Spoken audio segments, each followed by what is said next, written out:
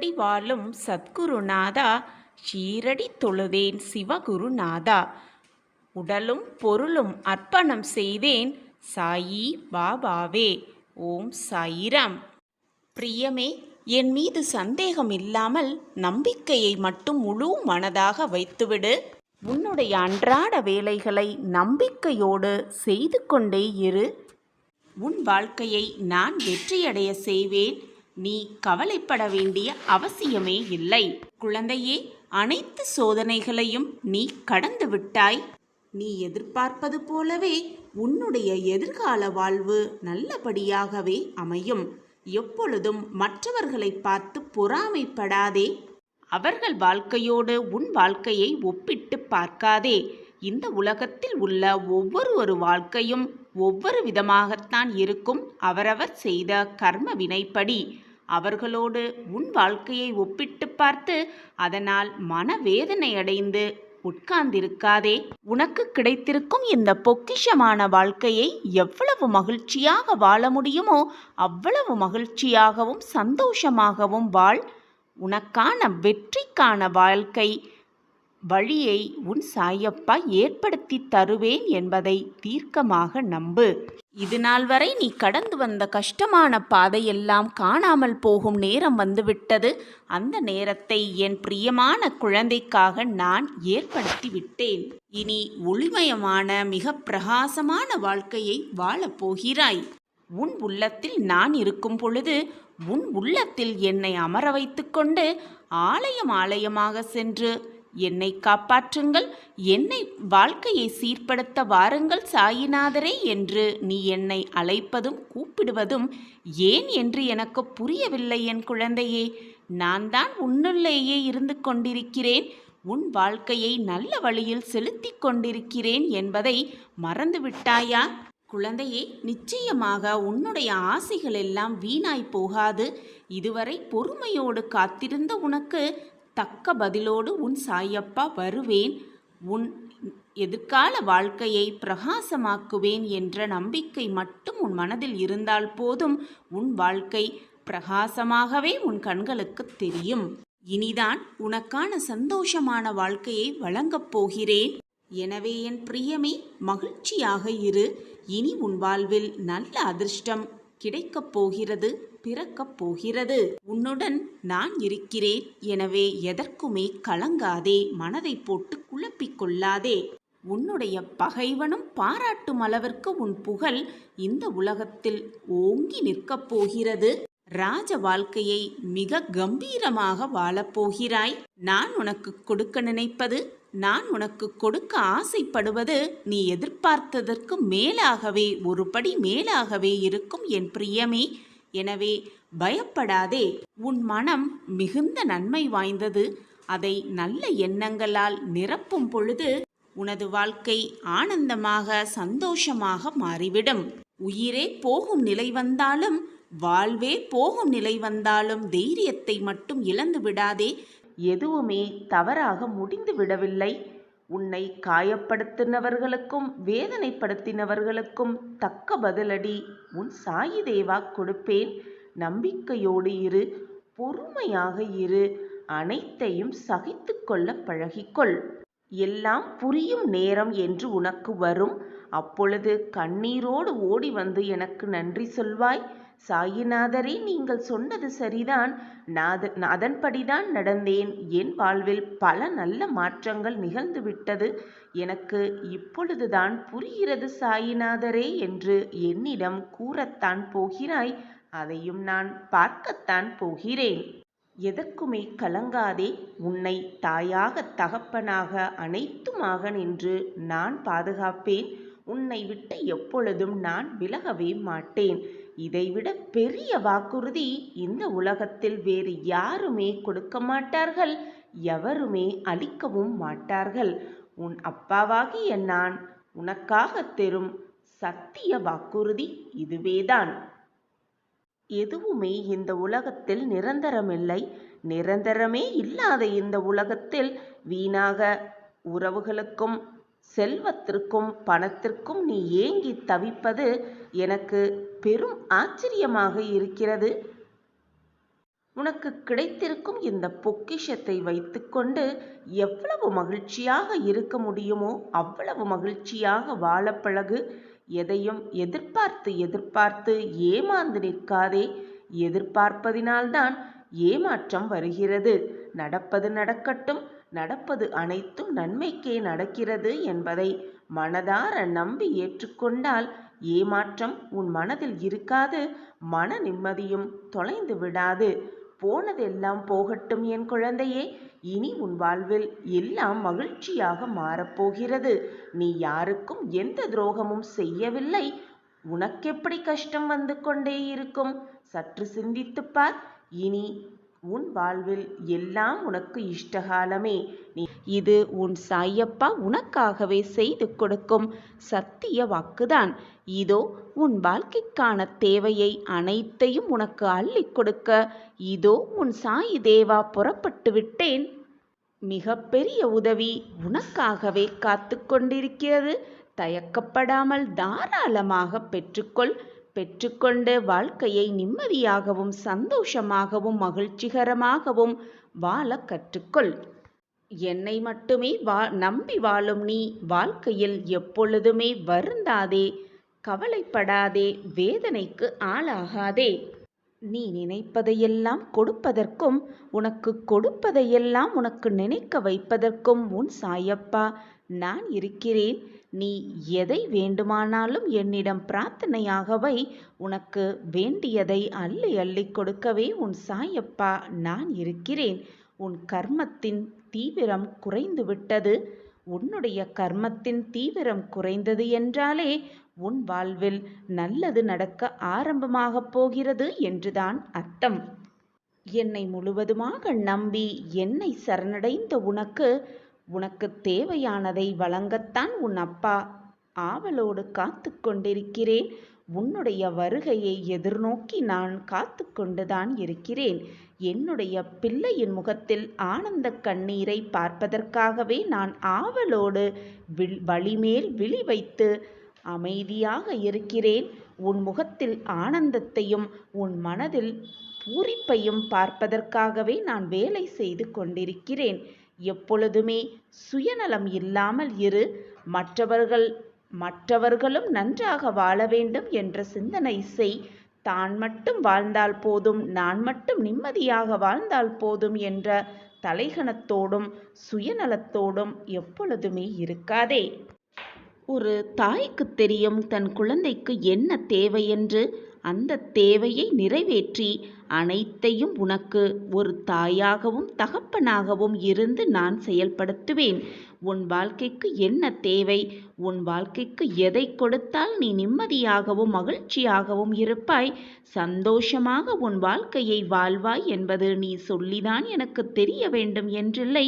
நீ சொல்லாமலேயே உன் வாழ்வில் உனக்கு தேவையானது என்ன, நீ என்னிடம் பிரார்த்தனையாக வைப்பது என்ன என்பதை நான் சர்வ நிச்சயமாக அறிந்து வைத்து கொண்டுதான் இருக்கிறேன். உன்னுடைய வேதனையை வந்து என்னிடம் நான் இப்படி இருக்கிறேன், என் வாழ்க்கையில் இவ்வளவு போராட்டங்கள் நிரம்பி இருக்கிறது என்று என்னிடம் வந்து ஒவ்வொன்றாக நீ கூற வேண்டிய அவசியமே இல்லை. உன் மன ஆறுதலுக்கு வேண்டுமானால் நீ என்னிடம் வந்து கூறிக்கொள். ஆனால் உனக்கான நல்லதை உனக்கு தகுந்த நேரத்தில், உனக்கு சாதகமான நிமிடத்தில் எல்லாம் உனக்கு சுகமாக நடக்கும்படி நான் வழிவகை செய்வேன். உலகத்தில் உள்ள அனைத்து ஜீவராசிகளும் நன்றாக இருக்க வேண்டும், நன்றாக வாழ வேண்டும். நாம் அவர்களுக்கு ஏதாவது ஒரு ரூபத்தில் உதவியாக இருக்க வேண்டும் என்று சுயநலம் இல்லாத மனதோடு இரு. அப்பொழுது உன் வாழ்வில் நீ மிக பெரிய உயரத்தை எட்டி பிடிக்கலாம். உனக்கு தேவையான அனைத்தையும் வழங்கவே உன் சாயப்பா வந்து கொண்டே இருக்கிறேன். கூடிய விரைவில் உனக்கான அனைத்தையும் அள்ளி அள்ளி கொடுப்பேன். உன் முகத்தில் ஆனந்த கண்ணீரை பார்ப்பேன். சாயப்பா இருக்க உனக்கு ஏன் மனக்கவலை? யார் சுயநலமில்லாமல் இருக்கிறார்களோ அவர்களுக்கு கேட்டதை விட கேட்காமல் எல்லாமே கிடைக்கும். எதிர்பார்த்ததை விட எதிர்பார்க்காதது எல்லாமே நடக்கும் என்பதை விளக்கும் விதமாக ஒரு சிறிய கதையை பார்க்கலாம். ஒரு காட்டு பக்கத்தில் 2 சகோதரர்கள் வாழ்ந்துகிட்டு வந்தார்கள்.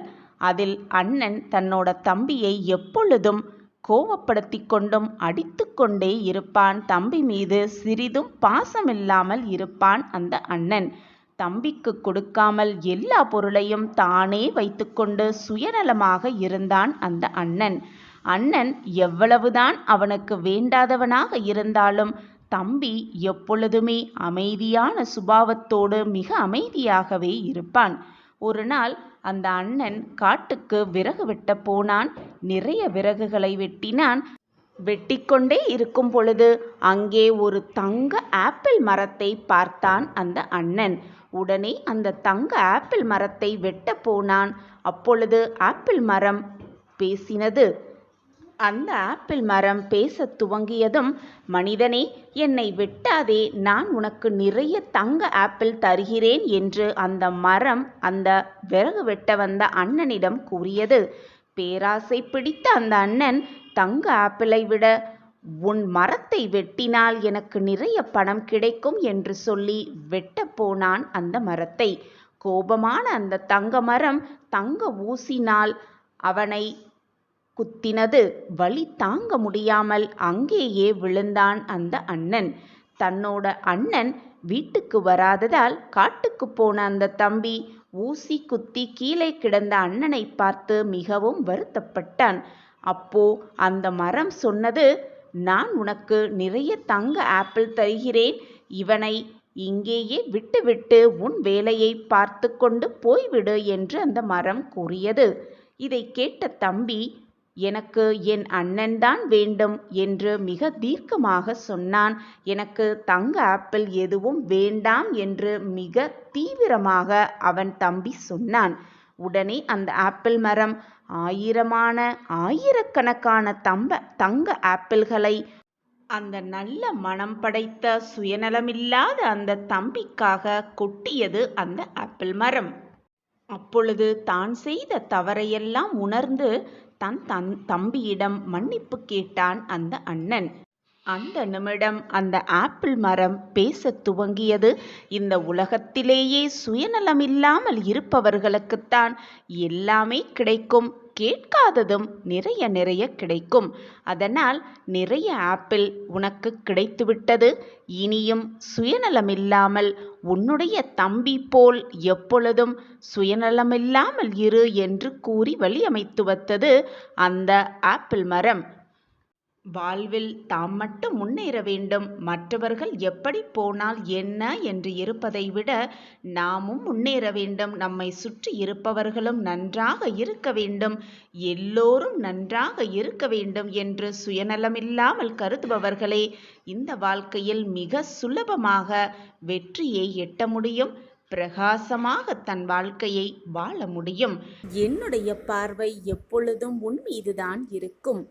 இது உன் கண்ணில் பட்டிருக்கிறது என்றாலே சிறப்பான மாற்றம் உன் வாழ்வில் எனது அற்புதத்தால் நடக்கப் போகிறது என்பதை புரிந்து கொண்டு காத்திரு.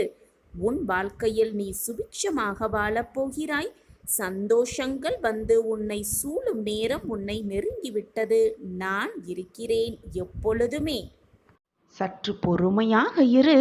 உனக்கானது என்று எழுதப்பட்டது, உனக்கானது என்று தீர்மானிக்கப்பட்டது உன்னிடம் வந்து சேர்ந்தே தீரும். ஏனென்றால் அதில் உன் பெயர்தான் எழுதப்பட்டிருக்கும். அது வேறு யாரையும் சென்று அடைய சாத்தியமே இல்லை. ஏனென்றால் அதை எழுதியவன் அந்த இறைவனாக இருக்கும் பொழுது எதுவுமே மாறிவிடாது. இறைவன் எழுதியதை மாற்றும் சக்தி இது நாள் வரை எந்த மானிடனும் பெறவே இல்லை. சோதனைகளை கொடுத்த இறைவனுக்கு அதற்கான தீர்வையும் அதற்கேற்றான வெற்றியையும் கொடுப்பதற்கு ஒரு நொடி போதாதா? எனவே எப்பொழுதும் தெளிவான மனநிலையோடு இரு. கஷ்டங்கள் வருகிறது என்றால் இன்பங்கள் சூழப்போகிறது என்பதை மனதில் ஆழமாக பதிய வைத்துக்கொண்டு திடமாக இரு. உன்னுடைய முயற்சியை கைவிட்டு விடாமல் இரு. எந்த நேரத்திலும் கவனமாக இரு. எப்பொழுது வேண்டுமானாலும் எந்த நொடி வேண்டுமானாலும் உனக்கான வெற்றியை, உனக்கான சந்தோஷத்தை உன் கண்முன் நான் காண்பிப்பேன். நம் வாழ்க்கையில் வேகமாக முன்னேற்றம் இல்லவே இல்லையே என்று வருத்தமே படாதே. பின்னோக்கி செல்லாமல் முன்னேறிக்கொண்டே இருக்கிறோமே என்பதை சந்தோஷமாக ஏற்றுக்கொள். வேகமாக முன்னேறும் காலம் மிக அருகில் வந்து கொண்டே இருக்கிறது. இது உனக்கான நாள்தான். இந்த நாளிலிருந்து உன் வெற்றிகள் ஆரம்பமாகும். எப்பொழுதுமே மனதில் உயர்ந்த நல்ல எண்ணங்களை வளர்த்துக்கொள். உன் எண்ணம் போல் உன் வாழ்வும் சந்தோஷமாகவே அமையும். என்னை முழுவதுமாக நம்பிவிட்டாயல்லவா? அப்படியென்றால் உன் வாழ்வில் நல்லது நடக்கப் போகிறது. நல்லது மட்டுமே சூழப் போகிறது. நல்லது மட்டுமே உன் வாழ்வில் நிரந்தரமாக இருக்கப் போகிறது என்பதுதான் நிச்சயமான உண்மை.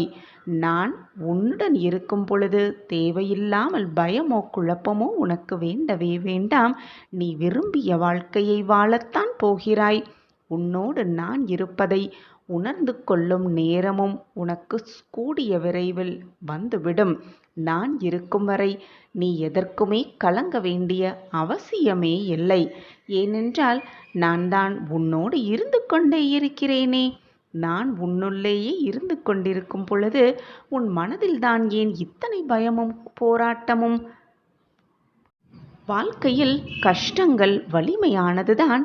ஆனால் அதைவிட மிக மிக வலிமையானது நீ வாழும் வாழ்க்கை என்பதை தீர்க்கமாக நம்பு. ஆசையில்லாத முயற்சியால் பயனே இல்லை. முயற்சியில்லாத ஆசையால் பயனும் இல்லை. எனவே முயன்று கொண்டே இரு, ஓடிக்கொண்டே இரு, போராடிக்கொண்டே இரு. உனக்கான வெற்றி உன்னை வந்து சேரும். எந்த ஒரு சூழ்நிலையாக இருந்தாலும் பொறுமையாக இரு, பொறுமையாக இரு என்று நான் மீண்டும் மீண்டும் உனக்கு வலியுறுத்தி கொண்டே இருக்கிறேனே. எதற்காக தெரியுமா பிள்ளையே? எதற்குமே பயப்படாதே. அது மண்ணில் விழுந்த விதையின் குணம். அந்த குணம்தான் உன்னில் இருக்கிறது. அதனால்தான் எந்த சூழ்நிலையிலும் நீ பொறுமையை கடைப்பிடித்து கொண்டே இருக்கிறாய். அதற்காக நீ கவலைப்பட வேண்டிய அவசியமே இல்லை. பொறுமை, விட்டு கொடுத்தல் இரண்டும் மிக மிக முக்கியம் மனித வாழ்க்கையில். ஆனால் இவை இரண்டும் எல்லைகள் உண்டு. ஆனால் அன்புக்கு மட்டுமே என்றுமே எப்பொழுதுமே எல்லையே இல்லை. எனவே மற்றவர்கள் மீது அன்பு செலுத்து. உனக்கான மகிழ்ச்சி, அன்பு எல்லாமே உன்னை தேடி வரும் சர்வ நிச்சயமாக. உன்னுடைய தேவைகளையும் எதிர்பார்ப்புகளையும் எவ்வளவுக்கு எவ்வளவு நீ குறைத்து கொள்கிறாயோ அவ்வளவுக்கு அவ்வளவு மன நிம்மதி உனக்கு கிடைக்கும். என் அன்பு குழந்தையே, உன் வேண்டுதலுக்கு உன் அப்பா செவிசாய்த்து விட்டேன். உன் கடினமான காத்திருப்புக்கு நீ விரும்பிய பரிசு இதோ மகிழ்ச்சியாக பெற்றுக்கொள் என் கைகளிலிருந்து. குழந்தையே, நீ சக மனிதர்களிடம் எப்பொழுதுமே அன்பாக பழகு. அவர்களுக்கு கஷ்டம் வரும்பொழுது ஆறுதல் அளிக்கக்கூடிய விதத்தில் பழகு. காலத்தோடு ஒன்றி பழகு. உன்னால் யாருக்கும் சிரமம் ஏற்படாதவாறு பழகு. அதேபோல் உன்னுடைய வார்த்தையில் எப்பொழுதுமே அமைதி இருக்க வேண்டும். குழந்தையே, அனைத்துமே நானாக நீ எண்ணிக்கொண்டிருக்கையில் சதா சர்வகாலமும் சாயி சாயி சாயி என்று நீ சொல்லிக்கொண்டே இருக்கும் பொழுது உன்னை விட்டு போக எனக்கு எப்படி மனம் வரும் குழந்தையே? நீ உன்னுடைய பிரார்த்தனையை என்னிடம் வைக்கும் பொழுது உன்னுடைய வேண்டுதல்களை நிறைவேற்றாமல் இருக்க எனக்கு எப்படி மனம் வரும்? என் பிரியமான குழந்தையை என்னிடம் அன்பாக கேட்கும் பொழுது அதை முகம் மலரும் அளவிற்கு செய்து கொடுப்பதுதானே ஒரு தந்தையின் கடமை. உன்னுடைய வேண்டுதல் எனக்கு செவி சாய்த்து விட்டது, எனக்கு கேட்டு விட்டது. அந்த வேண்டுதலை நிறைவேற்றவே உன் சாயப்பா ஆசையோடு காத்து கொண்டிருக்கிறேன். வா குழந்தையே, வந்து வேண்டிய வரத்தை என் கைகளிலிருந்து மகிழ்ச்சியாக பெற்றுக்கொள். இனி உன் வாழ்க்கையில் எல்லாம் சுகமாக மாறப்போகிறது. நீ கேட்டது எல்லாம் உனக்கு கிடைக்கப் போகிறது. நினைத்தது எல்லாம் நடக்கப் போகிறது. நீ என்னிடம் பிரார்த்தனையாக வைத்தது அனைத்தும் உனக்கு நிறைவேறப் போகிறது. உனக்கு அனைத்தையும் அள்ளி அள்ளி கொடுக்கவே உன் சாயப்பா காத்து கொண்டிருக்கிறேன் உன் வருகைக்காக. உன் சாயப்பாவை நம்பி ஏமாந்தவர்கள் என்ற பேச்சிற்கே இடம் கிடையவே கிடையாது. என்னை நம்பியவர்களை நான் எப்பொழுதும் வீணாக்கினதே இல்லை அவர்கள் நம்பிக்கையை. நான் எப்பொழுதுமே உன்னுடன் தான் இருக்கிறேன் என் குழந்தையே. என் வாழ்க்கையே நீயாக இருக்கும் பொழுது நான் எப்படி உன்னை கைவிட்டு உன்னுடைய வாழ்க்கை பயணத்தில் தொடர்ந்து நிம்மதியாக ஒவ்வொரு அடியையும் நம்பிக்கையோடு எடுத்து வை. உனக்கு துணையாக எப்பொழுதுமே உன் அப்பா உன் அருகிலேயே இருப்பேன். நீ தவறான பாதையில் சென்றால் உன்னை தாங்கி பிடிக்கும் அனைத்துமாக உன் அப்பா உன் அருகிலேயே இருக்கும் பொழுது வீணாக எதற்குமே பயப்படாதே, கலங்காதே, கண்ணீரை வீணடிக்காதே. உன் கடினமான காத்திருப்புக்கும் பொறுமைக்கும் நீ விரும்பிய பரிசை மகிழ்ச்சியாக வந்து உன் சாயப்பாவிடம் வந்து வேண்டிய வரத்தை அள்ளி அள்ளி பெற்றுக்கொள். எனவே இனி கவலையே வேண்டாம். நான் கொடுப்பதெல்லாம் நன்மைக்கே நினைத்து நான் கொடுப்பதை உன் அப்பா கொடுப்பதை பக்தி சிரத்தையோடு நம்பிக்கையோடு மகிழ்ச்சியோடு அதை வாங்கிக் கொள்ள வேண்டும். இதுதான் உன் சாயப்பாவின் ஆசையும் கூட. கலங்காதே என் கண்மணியே, உன் அப்பா நான் இருக்கிறேன். இதுவரை உன் வாழ்க்கையில் நிகழ்ந்த சோதனையெல்லாம் உன்னை விட்டு விலகி மகிழ்ச்சி, சந்தோஷம், ஆனந்தம் எல்லாம் ஒன்று கூடும் நேரம் எல்லாம் கனிந்து இருக்கிறது.